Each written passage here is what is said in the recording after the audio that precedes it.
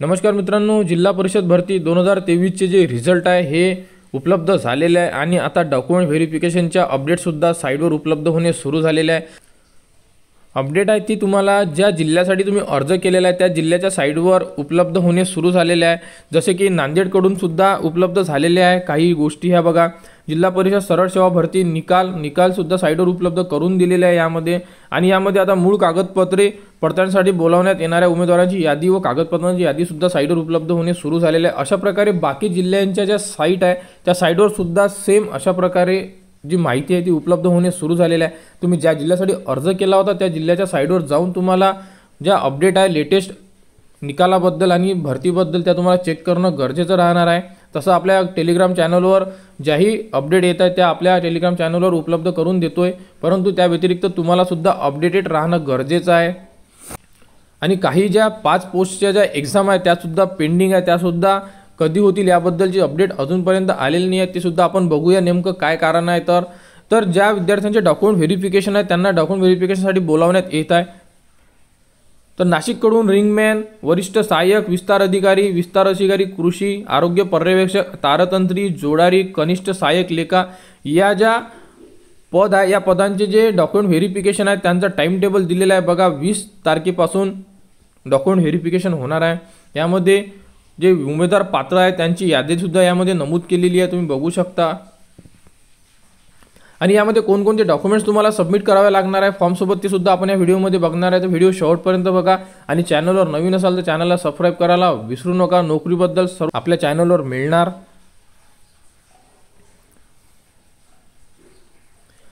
तर बघा यामध्ये तुम्ही लिस्ट चेक करू शकता, त्यानंतर पात्र यादी इथून डाउनलोड करू शकता आणि जे डॉक्युमेंट्स लागणार आहे ते सुद्धा तुम्ही इथून ओपन करू शकता। जसं की आपण रिंगमॅनची जी यादी आहे ती ओपन करून बघतोय। याच्यामध्ये बघा जे डॉक्युमेंट्स व्हेरिफिकेशन आहे त्याबद्दलची ही अपडेट आलेली आहे। यामध्ये जे आवश्यक मूळ कागदपत्रे करिता 20/2/2024 रोजी उपस्थित राहावं लागणार आहे डॉक्युमेंट व्हेरिफिकेशनसाठी। अशा प्रकारे बाकी जिल्ह्याचे सुद्धा डॉक्युमेंट व्हेरिफिकेशन सुरू आहे। तुम्ही ज्या जिल्ह्याच्या साईटला अर्ज केलेला आहे त्या साईटवर जावे लागेल तुम्हाला आणि तिथे अपडेट चेक करावं लागणार आहे। त्यानंतर जे डॉक्युमेंट्स कोणकोणते लागणार आहे ते आपण बघणार आहे। अशा प्रकारे बाकी जिल्ह्याला सुद्धा सेम डॉक्युमेंट लागणार आहे आणि सर्व पोस्टला सेम डॉक्युमेंट लागणार आहे तुम्हाला। जे तुम्ही एज्युकेशन जी पात्रता दाखवलेली आहे त्या पात्रता आणि बाकी डॉक्युमेंट सर्व सेम असणार आहे। बघा यामध्ये पहिला डॉक्युमेंट्स ज्या उमेदवारांनी पदासाठी आवेदन भरले आहे त्याची संकेत प्रत म्हणजे तुम्हाला जो फॉर्म फिल केला आहे त्या फॉर्मची तुम्हाला प्रिंट देणं गरजेचं आहे। त्यानंतर अर्जदाराची माहिती बरोबर असल्याचे स्वयं घोषणापत्र एक घोषणापत्र द्यावं लागणार आहे की जी इन्फॉर्मेशन आहे ती सर्व बरोबर आहे। त्यानंतर शैक्षणिक अर्हतेचा पुरावा म्हणजे तुम्ही 10वीवर फॉर्म भरला असेल तर 10वीपर्यंत तुम्ही शिक्षण दिलं तरी चालेल, किंवा तुम्ही ग्रॅज्युएशनपर्यंत भरलं असेल तर ग्रॅज्युएशनपर्यंत तुम्हाला पूर्ण मार्कशीट ज्या तुम्ही फॉर्ममध्ये अपलोड केलेल्या आहे त्या तुम्हाला देणं गरजेचं राहणार आहे। त्यानंतर तुम्ही वयाचा पुरावा देऊ शकता, डोमेसाईल सर्टिफिकेट आहे, 10वीचं बोर्ड सर्टिफिकेट आहे या प्रकारे। त्यानंतर जन्माचा पुरावा, त्यानंतर आर्थिकदृष्ट्या दुर्बल असल्यास घटकातील पुरावा, त्यानंतर राखीव प्रवर्गातून असल्यानंतर तुम्हाला जे कास्ट सर्टिफिकेट आहे तुमची ते देणं गरजेचं राहणार आहे। त्यानंतर नॉन क्रिमिलियर जे चालू वर्षाचं आपण फॉर्ममध्ये अपलोड केलेलं आहे ते देणं गरजेचं राहणार आहे। आणि जर दिव्यांग असेल म्हणजे हँडिकॅप असेल, तुम्ही जर हँडिकॅप रिझर्वेशन घेतलं असेल त्याबद्दल तुम्हाला पुरावा देणं गरजेचं राहणार आहे। त्यानंतर माजी सैनिक असाल तर माजी सैनिकबद्दल तुम्हाला जेही सर्टिफिकेट आहे ते द्यावं लागणार। खेळाडूसाठी, अनाथसाठी ह्या गोष्टी तुम्हाला ज्या रिझर्वेशनसाठी लागणार त्याबद्दल जेही पुरावा असेल तुम्हाला तो सबमिट करणं गरजेचं राहणार आहे।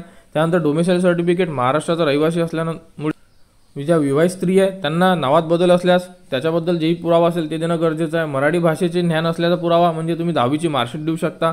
लहान कुटुंबाचे प्रमाणपत्र, पदवी अंशतः पदवीधर असाल तुम्ही तर त्याबद्दलचे प्रमाणपत्र, MSc टायपिंग, लघुलेखक प्रमाणपत्र म्हणजे स्टेनोग्राफर जेही तुमच्याकडे असेल, त्यानंतर व्यावसायिक तांत्रिक अनुभव प्रमाणपत्र जेही असेल तुमच्याकडे, आणि आधार कार्ड किंवा पॅन कार्ड ID प्रूफसाठी, त्यानंतर शासकीय कर्मचारी असाल त्याबद्दलचं जे परवानगी पत्र असते ते लागणार आहे आणि स्वतःचे फोटो लागणार आहे। तर फोटो एकापेक्षा जास्त घेऊन जाणं गरजेचं राहणार आहे।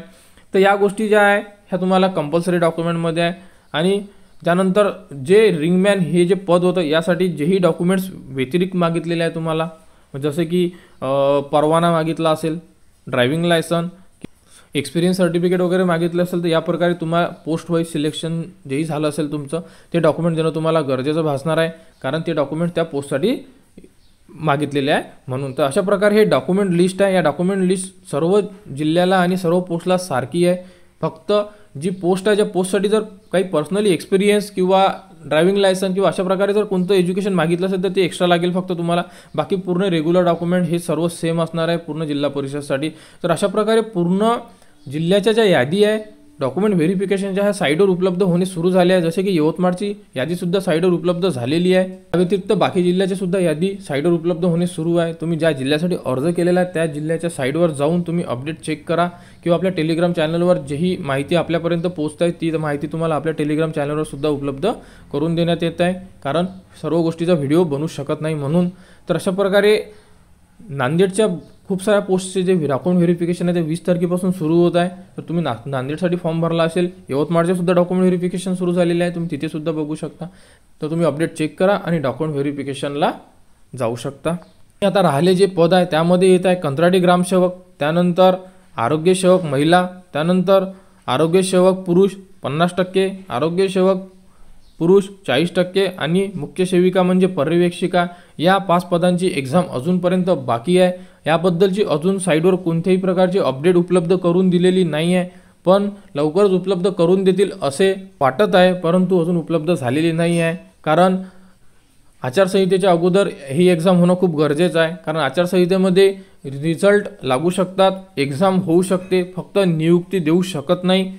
या पदांची एक्झाम आचारसंहितेमध्ये सुद्धा होऊ शकते आणि रिझल्टसुद्धा लागू शकतात सर्व पदांच्या. फक्त ज्या नियुक्त्या राहतात त्या देता येत नाही, त्या नियुक्त्या तुम्हाला इलेक्शननंतर देता येणार आहे, म्हणून यांची एक्झाम होणं खूप गरजेचं आहे. तर याच्याबद्दलची अजूनपर्यंत कोणती अपडेट साईटवर आलेली नाही आहे, परंतु लवकरच साईटवर अपडेट उपलब्ध होईल आणि जी अपडेट येईल ती तुमच्यापर्यंत पोहोचवली जाईल. त्यासाठी आपल्या चॅनलला सबस्क्राईब करा, जेणेकरून जिल्हा परिषदबद्दल कोणतीही अपडेट आली ती तुमच्यापर्यंत पोहोचली पाहिजे.